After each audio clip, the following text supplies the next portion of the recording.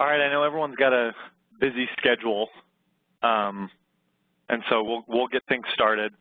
Thanks for joining us today for what's the first, the first of this type of webinar. We're on non-qualified retirement plan basics. So our guest today is Tricia Morrison. She's the Chief Operating Officer for the Pangburn Group, which is a firm that offers comprehensive record-keeping solutions for non-qualified benefit plans. She has over 13 years experience consulting with clients and advisors on non-qualified plan design, operations, and best practices. And if you're not familiar with Pangburn, I tell people they're kind of like our non-qualified counterpart. They're based also in a small town, New Roads, Louisiana, and they have clients in all 50 states. They serve businesses, nonprofit organizations, and financial institutions, and they partner with advisors and insurance providers and financial institutions of all types.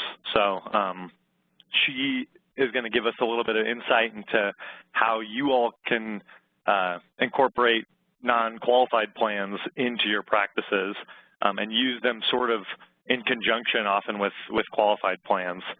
And I think she's going to give you a lot of insight into at least giving you a little bit more knowledge about how to bring that up in a conversation with a client.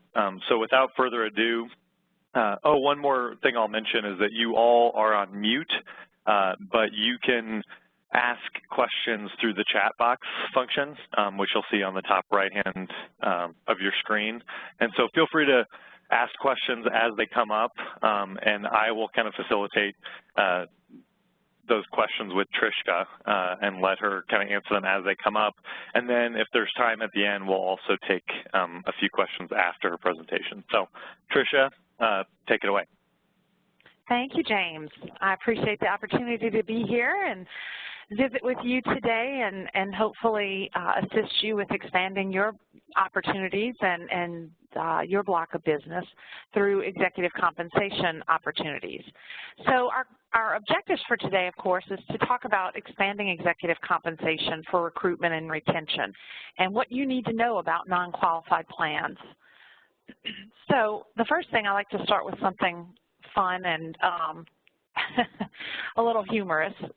Most of our clients have experienced this before. That hiring bonus was great. Now, how about a retention bonus to keep me from quitting, right?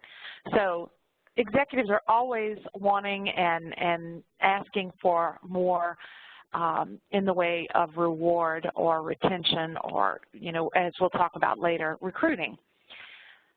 So our overview for today is to really drill into what is a non-qualified plan. We're going to talk about what makes it different from a qualified plan so that you can understand those nuances between the two and try to create some point of reference because I think all of you are familiar with the intricacies of qualified plans.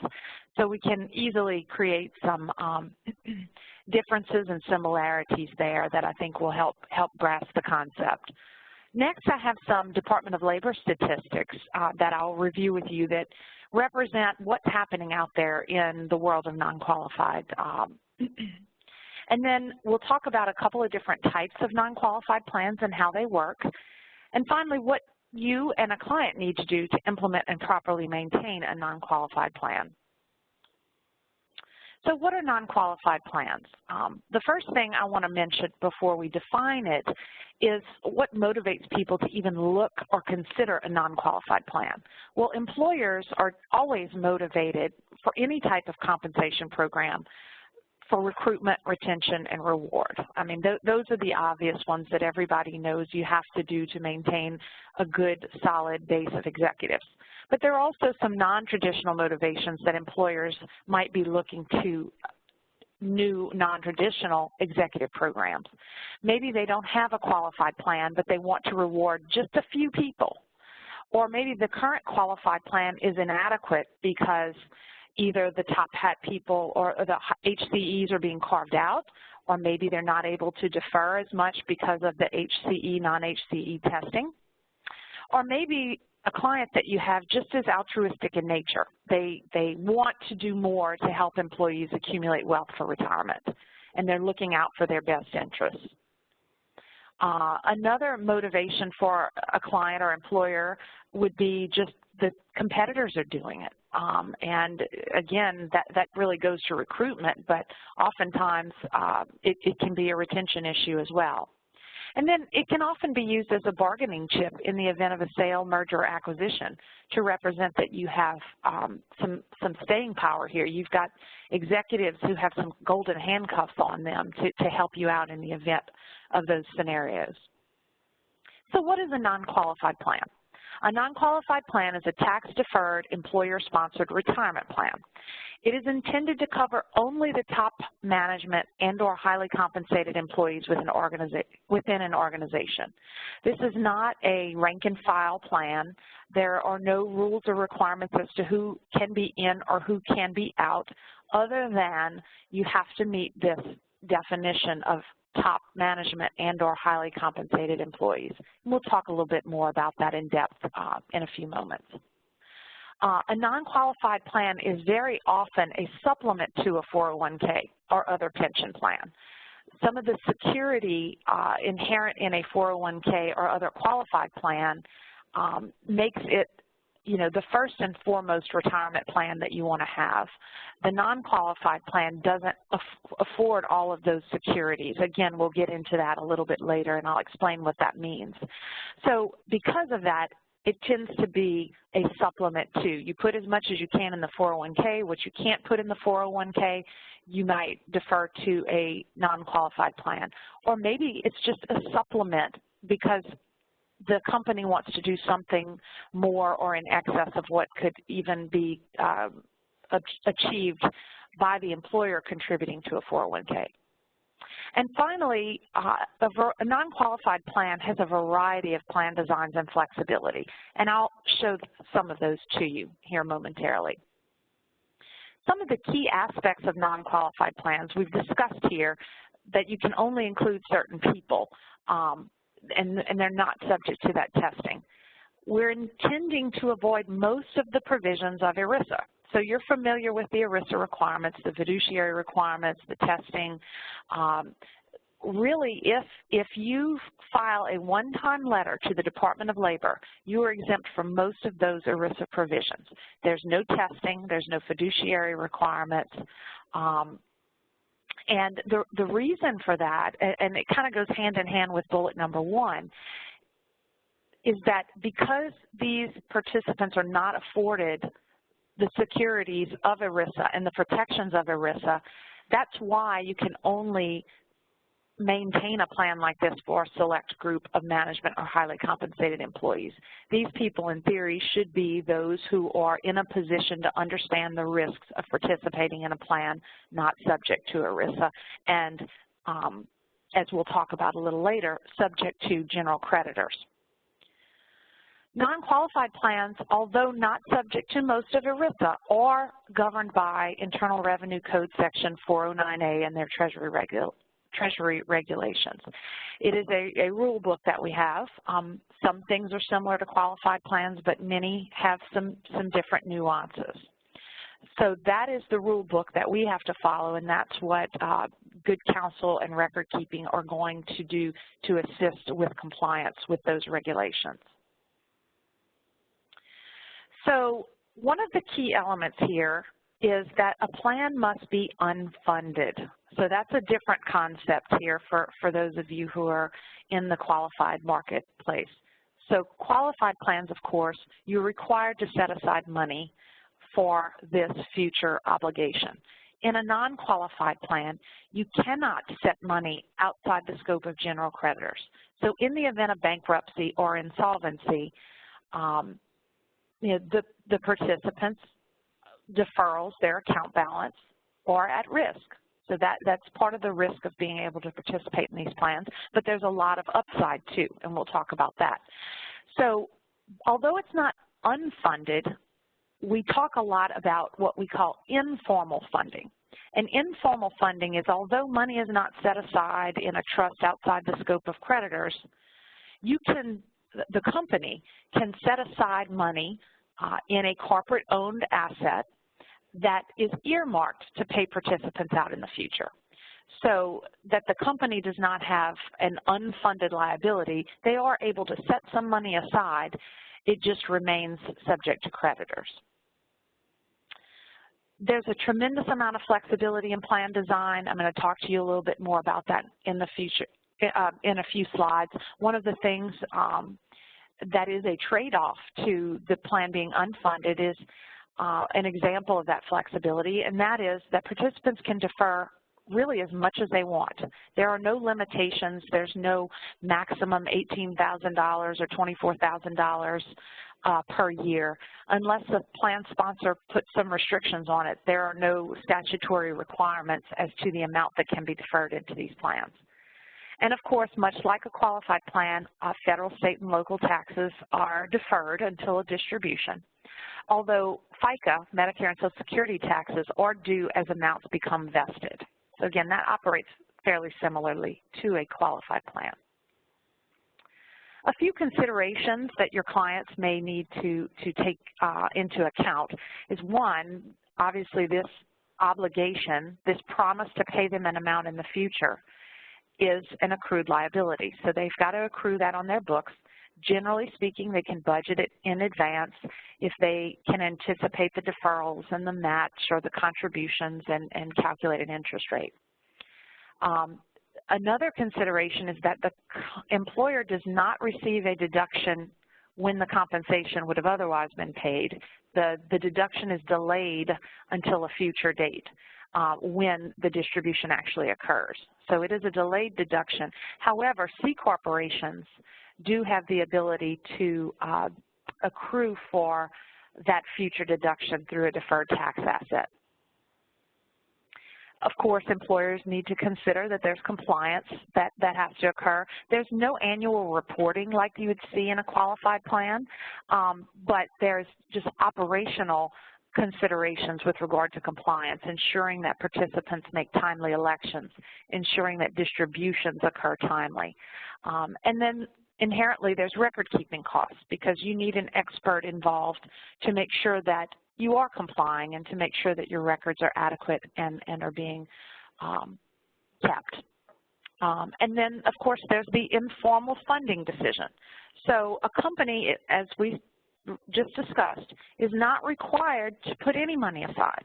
It can be merely a promise to pay, and when that payment becomes due, the employer is obligated to come up with the money through capital, through cash, through a savings account. But most companies will choose to offset this liability by investing in some sort of asset. We'll talk about the most common assets that are used in a few moments. So we've kind of got a baseline now of what is a non-qualified plan, some of the considerations that you need to be aware of. I want to show you a little bit about how many plans have been established, what we're seeing in the marketplace.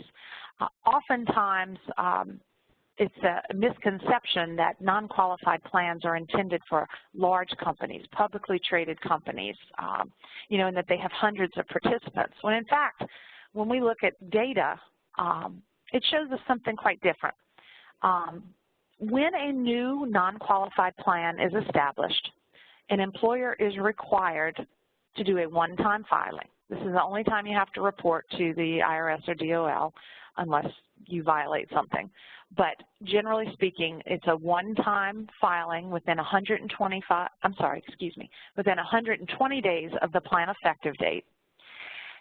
Just notifying the Department of Labor, the company, how many participants are in the plan, when it was established, et cetera.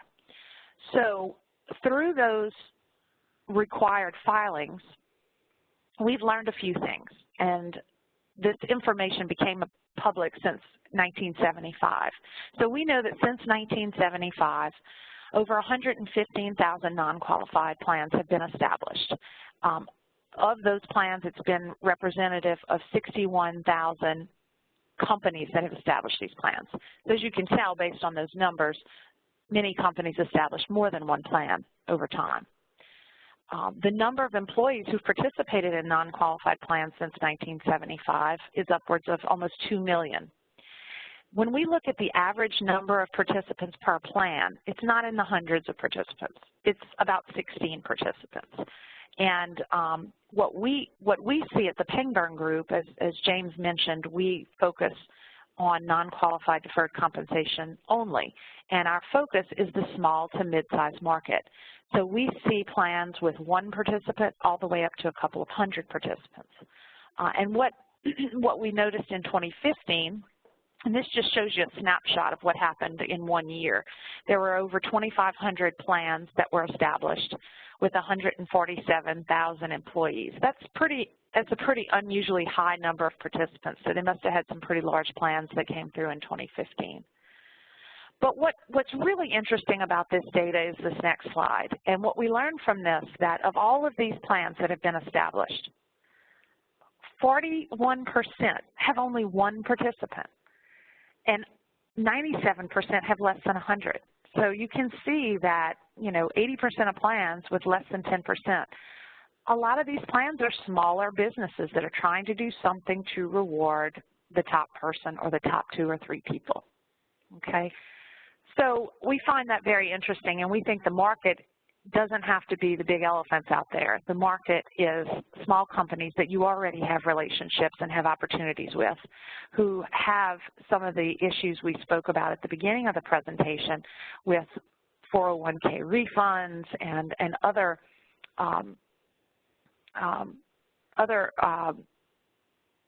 opportunities that are made available to them.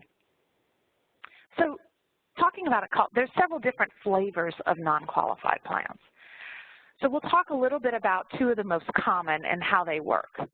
So there's a defined benefit plan, which is equated to maybe your old pension plans that were historically developed, but we still see them commonly today. It basically promises a specified dollar amount or a formula at a specified time in the future. So maybe the plan itself, it clearly states that upon retirement, the participant receives $50,000 a year for 10 years. Simple as that.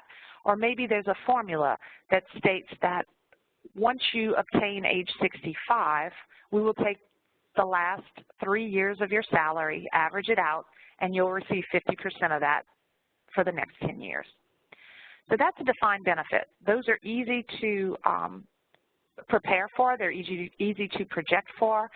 From an accounting perspective, the company has to accrue the present value of that future benefit because it is a known amount for the most part.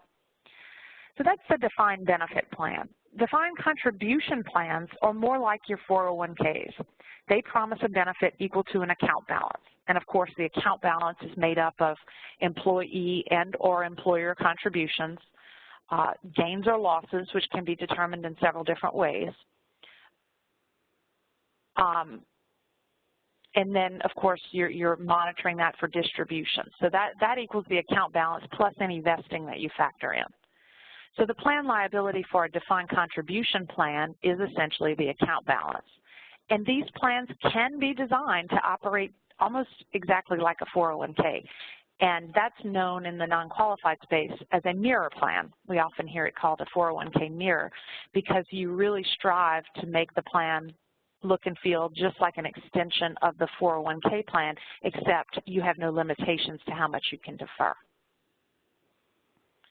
So how do we go about establishing one of these plans? Of course, the first thing we have to do is determine who is eligible. You've heard me say several times already that it can only be a select group of management or highly compensated employees. Well, unfortunately, the IRS and DOL have provided no official rulings on what that means. So we're left to interpretation and facts and circumstances scenarios. So there's several rules of thumb that we see out there. An analysis of the number of employees covered by the plan versus the total number of employees. We usually see in the range of maybe 5 to 10% participating in this plan. You might look at covered job categories. You know, maybe you're only going to suggest eligibility for the C-suite folks, or maybe your senior vice presidents. Also, another way that people often look at this is the relative salaries of participating employees versus those not participating. You know, if you look at all of the salaries in order from top to the bottom, is there an easy way to draw a line that shows, you know, the folks above this line are really compensated, you know, at a higher rate than rank and file? And then oftentimes you're also looking at the nature of the employment duties themselves and the level of responsibility and authority and negotiating power these employees have, particularly as it relates to their own compensation and their own employment status. So again, these are rules of thumb.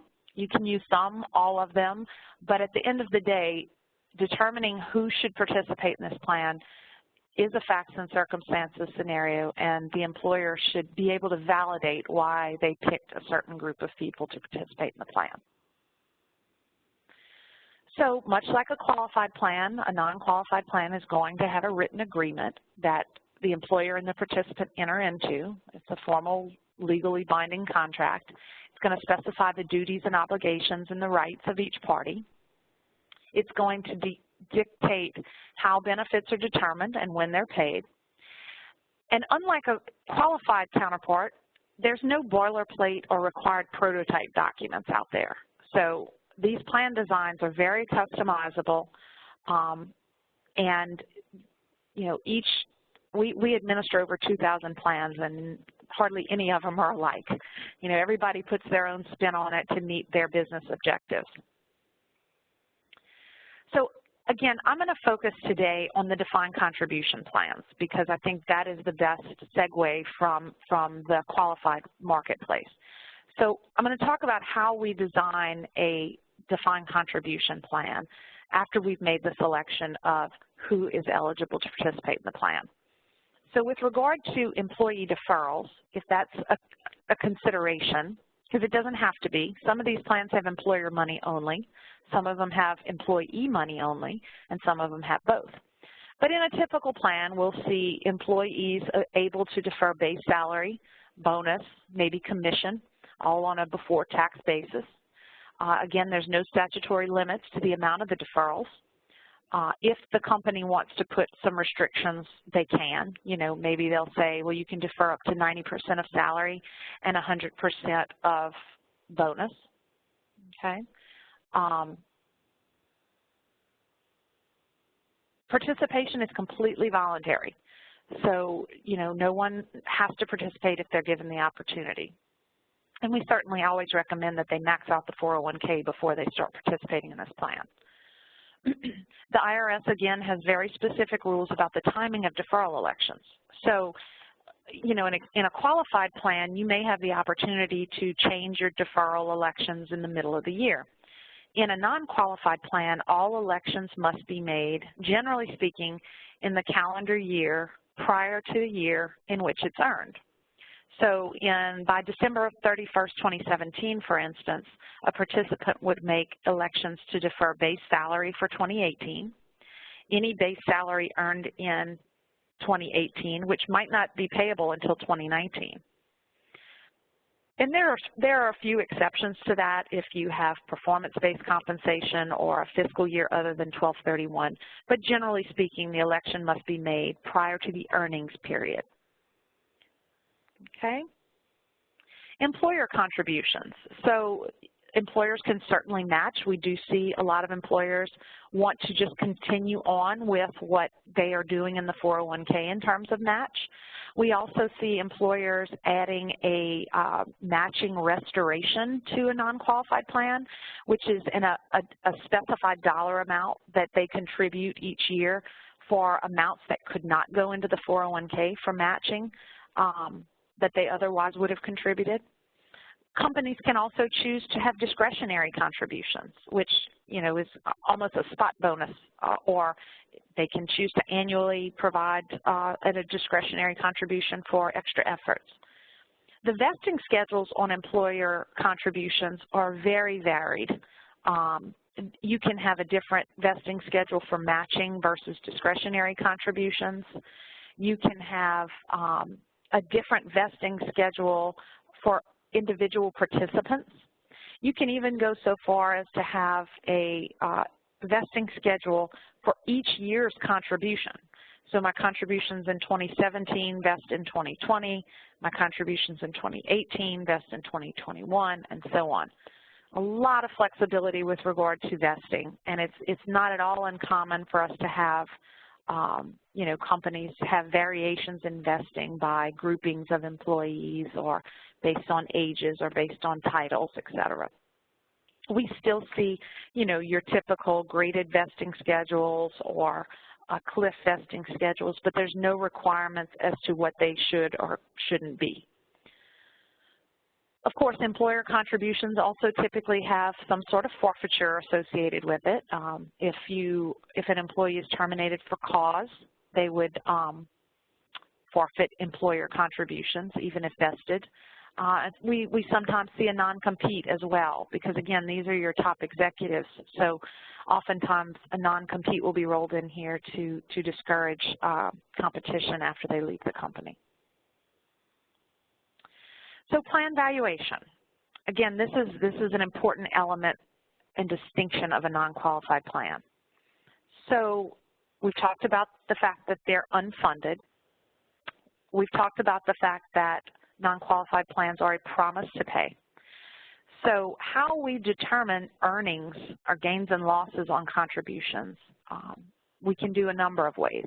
One is you can allow participants to choose among various mutual fund selections. You can use the same funds as the 401k maybe, or different funds. You can, you know, some of these plans are informally funded with life insurance.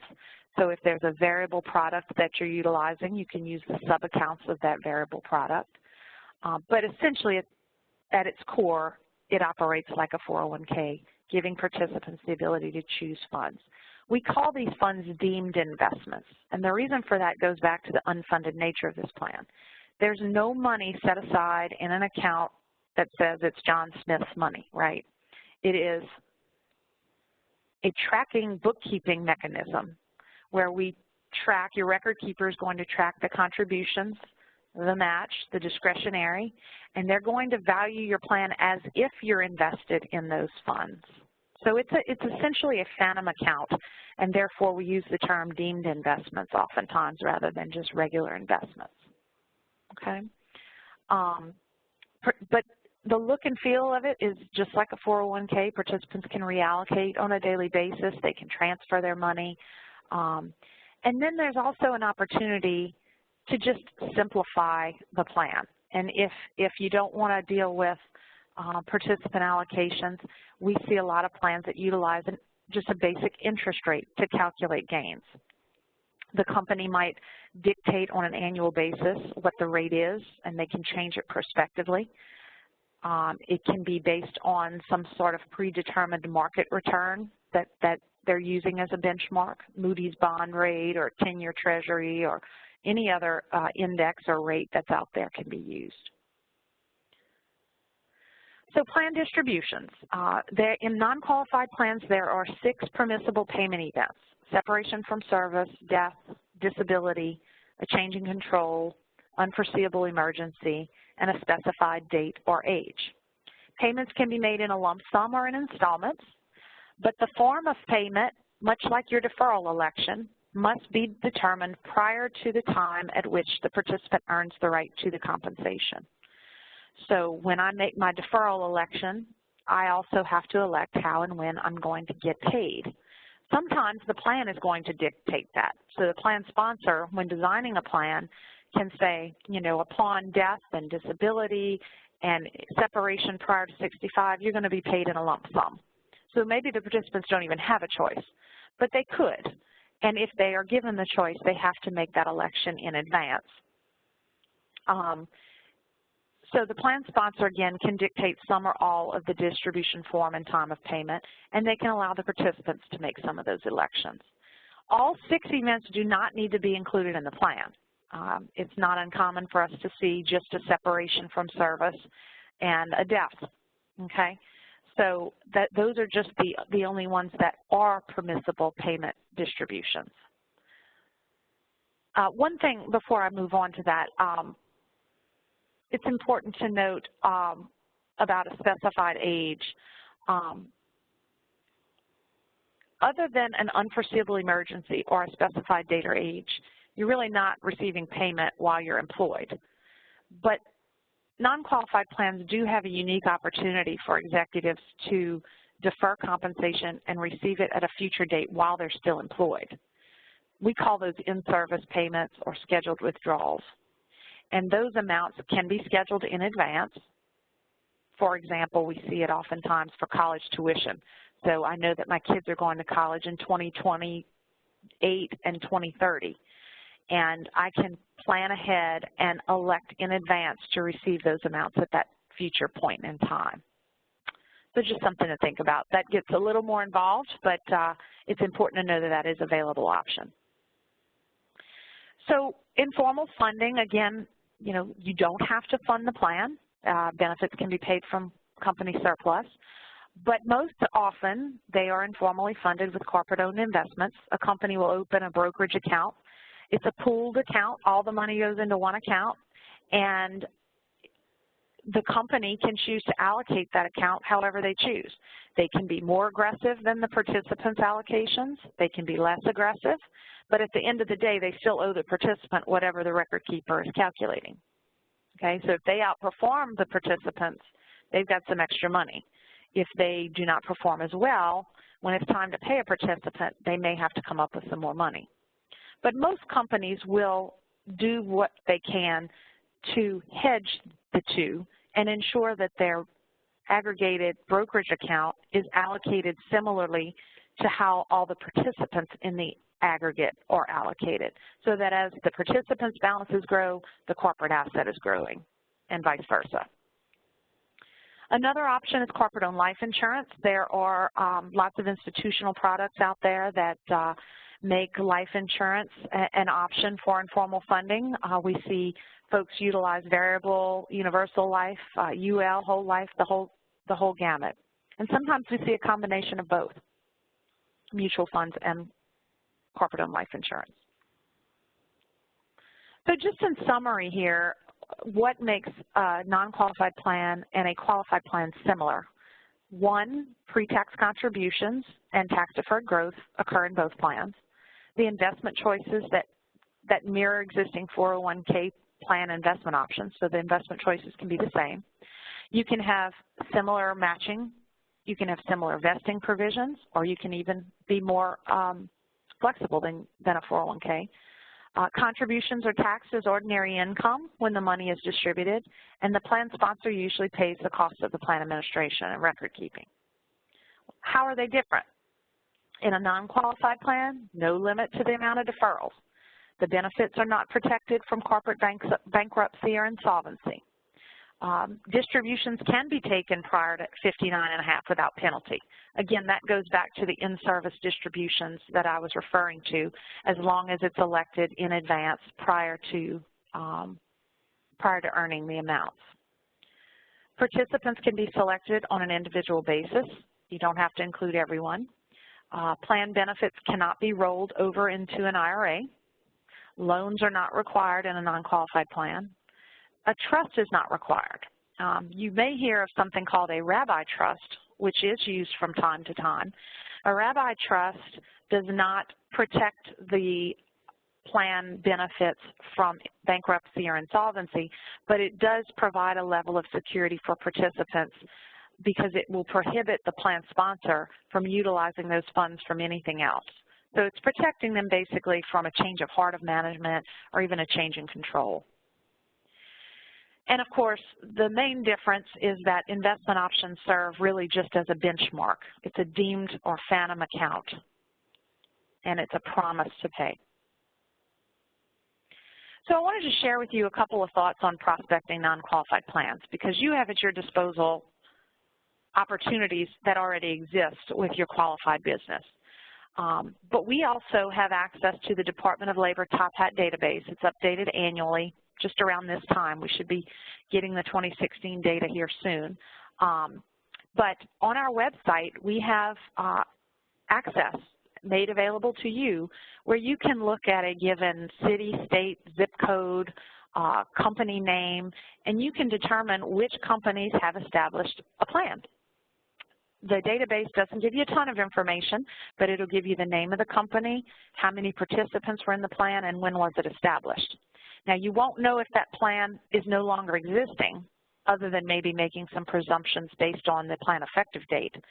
But it gives you a great opportunity to see, you know, which of your clients' competitors have or have had a plan, which companies in your area have a plan that might need fixing.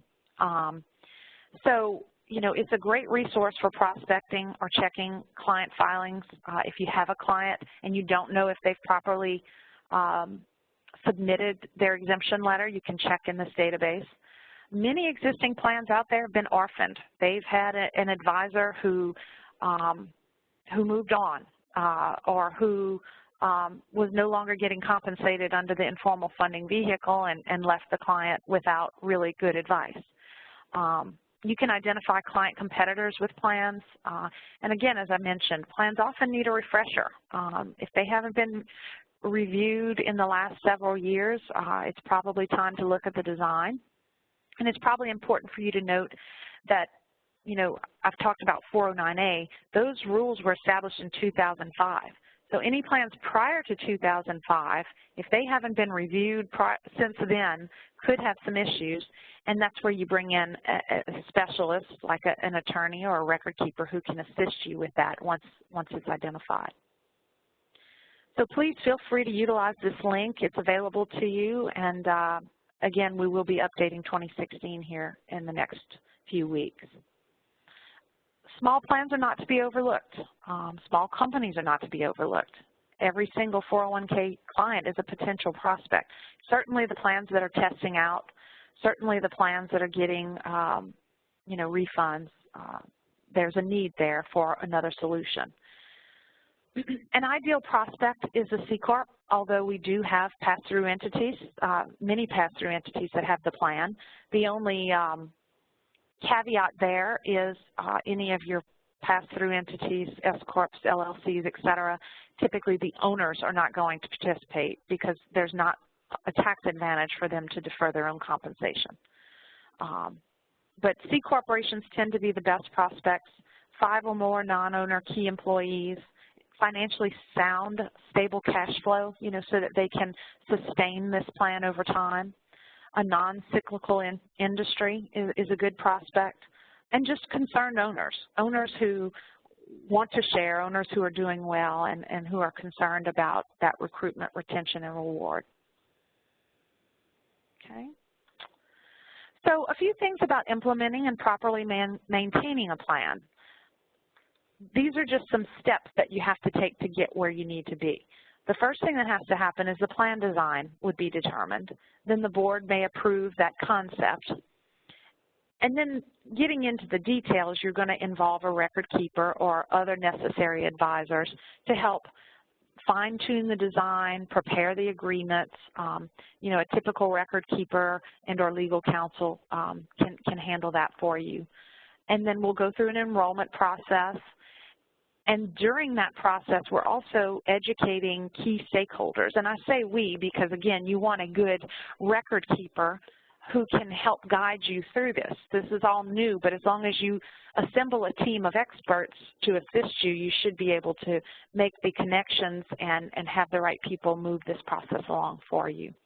But you know, a record keeper is going to do a lot to educate the key stakeholders to ensure proper plan operation. So we need to ensure that payroll understands what to do with regard to FICA, with regard to withholdings, with regard to distributions, et cetera. Accounting needs to know how to accrue this liability. HR needs to know their enrollment rules, okay? So that education will take part during the implementation process. And then we've got to establish good accounting and tax practices as we move forward. Again, we've talked a little bit about this, but certainly an external record keeper is going to assist you with account balance tracking. They're a great compliance resource, providing education, an accounting resource. They're going to monitor all of the changes in the IRS rules and regulations. We all know that politics out there. We're all anticipating potential changes in the industry, so we're keeping abreast of that on a regular basis. So just a real quick overview of the Pangburn Group. You know, for those of you who are interested in pursuing non-qualified plans, we are certainly a great resource to help you. Because we focus on small to mid-size plans, we are very well versed and used to working with advisors who've never done a plan before. So we work really hard to educate the advisors and to participate as part of a team to get this client what they need. But we've been in business for over 20 years. Dedicated exclusively to non-qualified plans. We do have a very unique business model compared to other competitors. One, because we're not involved in the sale of any product and formally funding the plan. We're strictly a record keeper. We're not sharing in any commissions. We're fee-for-service only. And we really have this niche market in the small to mid-size marketplace. We've gotten where we have because of our reputation and strength of referrals. We don't actually do any marketing, so we've been very fortunate in that regard. And we're independent and unbiased because we're not, again, associated with any life insurance company or a brokerage account or brokerage firm. We have over 2,000 clients in all 50 states. We're actively involved in legislation and compliance issues, and we do annually receive an SSAE 16 Type 2 audit, which is an audit of our operational processes, procedures, and security. So the services we provide, plan design consultation, we receive our initial call from an advisor for assistance at many different phases. So an advisor who's never done a non-qualified plan but observes an opportunity can call us immediately, explain what the issues are, and we'll get on the phone with the client and start to kind of develop that concept and educate everyone regarding what the opportunity may be, what type of design they might want.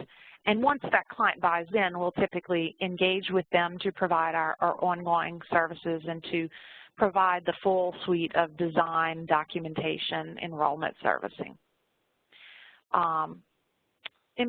All of our technology is developed in-house. It's proprietary, very efficient, very flexible. We're not relying upon anyone else. We have a great client experience. We've got over 50 employees now, and we focus, you know, on that client experience and understanding, you know, the nature of these clients and the need for understanding what they have. And of course, we're a compliance and accounting resource. We provide GAAP accounting, we provide assistance with 409A issues, we provide FICA reporting, et cetera. So what is your role as an advisor? I also say, what is it that we don't do, right? So we would look to you to provide a fund selection or work with the client to determine what funds are going to be offered to participants. Participant investment advice is something that we rely upon the advisor to do. On-site visits. So we may have an enrollment to roll out, but the advisor will typically be there. We may be on a WebEx. We'll help to educate and explain and do a presentation on the plan and how to enroll, et cetera. And then the advisor, of course, is responsible for actually establishing the informal funding. So we don't make any recommendations regarding which product to use or you know, we'll speak in generalities regarding, you know, how plans are typically informally funded. But in terms of determining the actual product selection, we'll look to you guys. So we really, as you can tell, have a partnership with the advisor with respect to the client relationship and kind of come as a united front to a client that as a team we're going to provide you with what you need. Okay, so if you come across an opportunity, we'd be happy to help you create a game plan.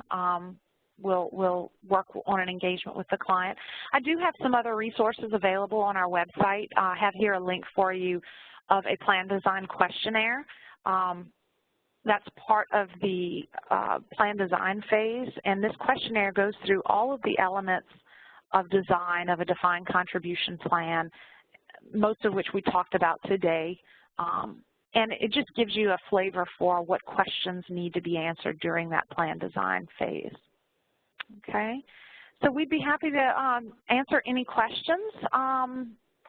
I don't know, James, if you had any along the way, or if anyone else has any questions, I'd be happy to. I think we have about 10 or 15 minutes to address any of those. Yeah, again, thanks, Tricia. And again, if you do have questions, now's the time to put it into that chat box, which will either show up on the bottom right-hand of your screen or the top right.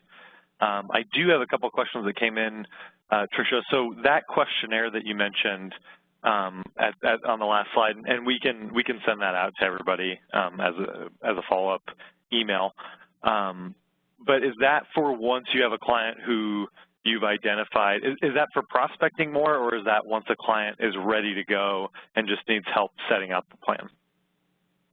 Well, I think initially it's a good tool for the advisor just to kind of educate themselves on what needs to be obtained, okay? But ultimately what we use it for is when we have a client and they've made the decision to move forward, this is the tool that we use we'll have them complete it to the best of their ability, but really we get on a call, it usually lasts, an hour or so, where we go through each of those design phases, we talk about best practices, we make sure they understand the ramifications of the selections that they're choosing. So really it's a tool to start honing in on the plan design once we've engaged with a client.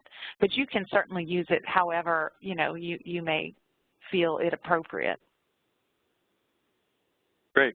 And then a question that I actually recently received from an advisor I work with, Tricia, is that, so if you have, you'd mentioned the types of employees that these are typically constructed for, being, upper management, key employees, but that there's not a whole lot of guidance on what, on specific parameters that the IRS tells you can use.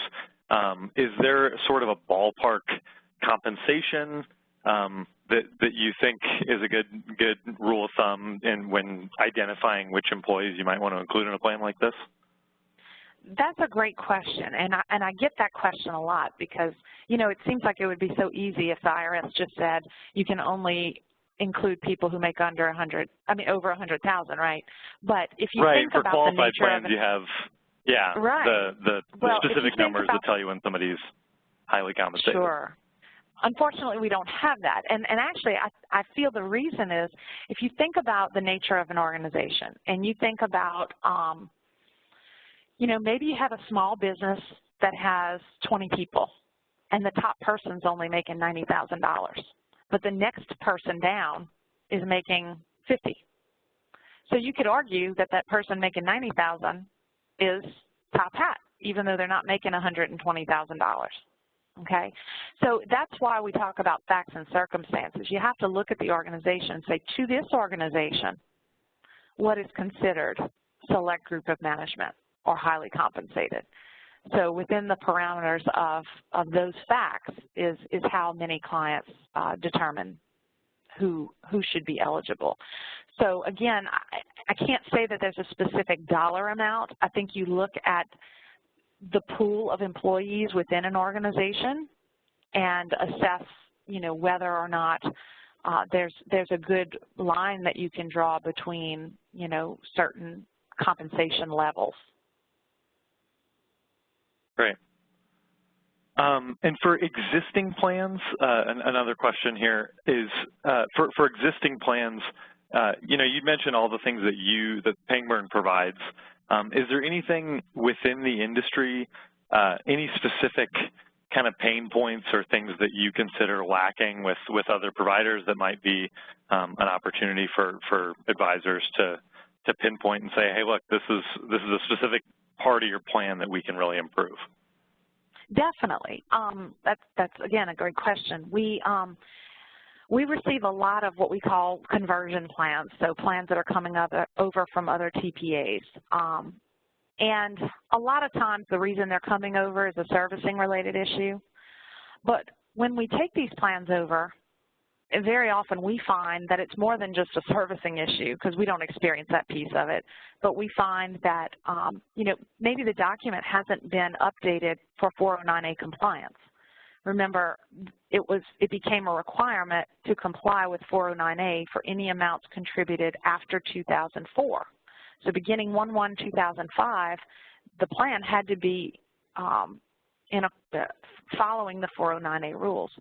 So we still find plans that come to us that are not in compliance, maybe because they have an inappropriate definition of separation from service or change in control, or maybe they haven't defined what is a disability, or maybe the plan allowed participants to accelerate payments, which is a no-no in non-qualified plans. You cannot accelerate payment unless it's an unforeseeable emergency.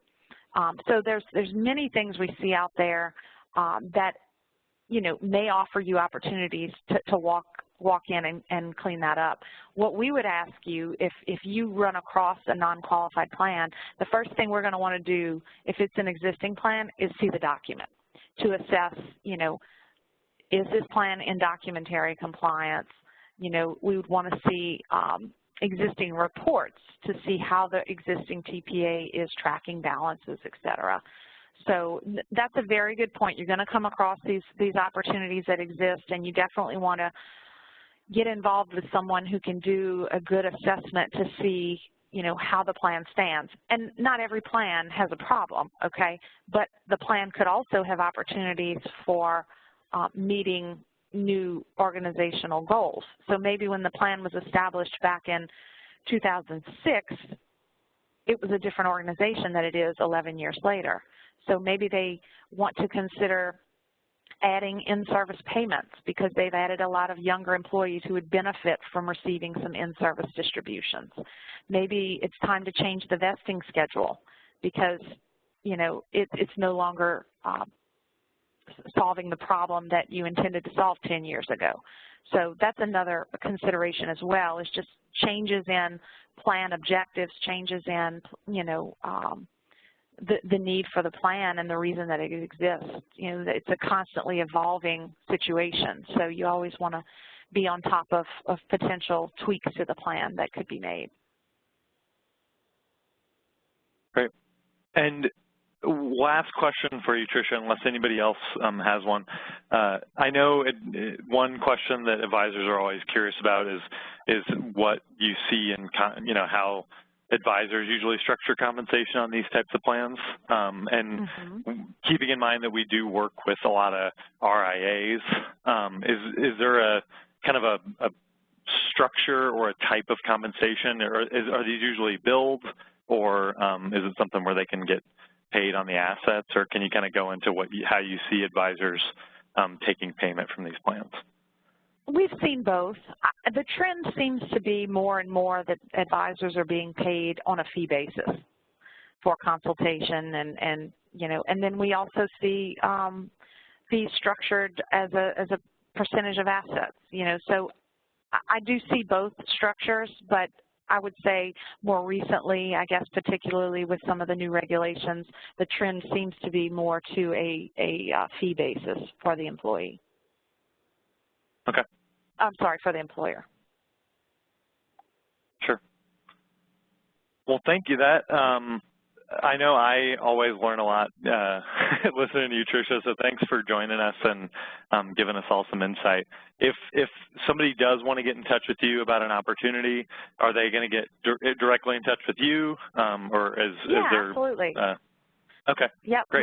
My contact information's on the screen now, so if anybody has any questions, feel free to reach out to me.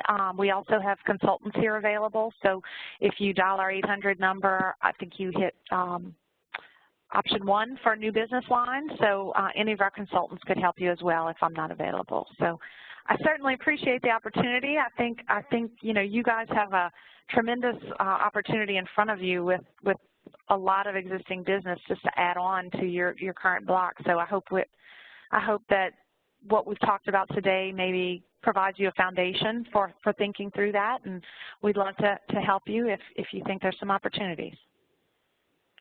Great. And if you have any questions, again, feel free to reach out directly to Tricia or to any of your regional directors for more information. And we'll also have a recording of this available that'll be sent out to you all soon. So if there's something you missed or just want to rewatch, you will get an opportunity to do that. So thanks, everybody, for joining, and have a great day. Thank you.